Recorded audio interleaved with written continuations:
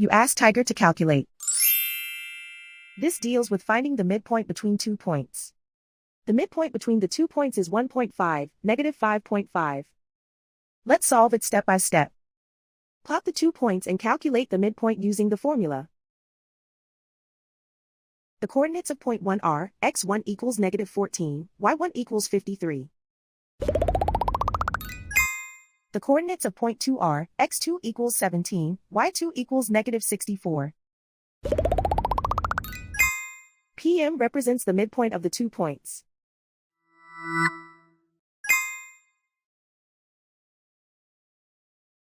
Use the x values in the midpoint formula to find the midpoints x.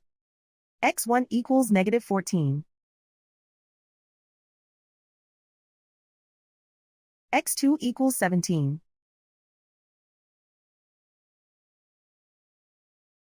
Simplify the arithmetic.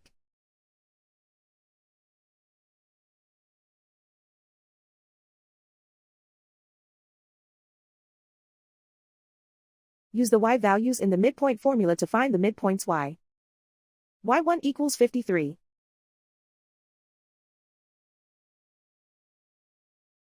y2 equals negative 64. Simplify the arithmetic.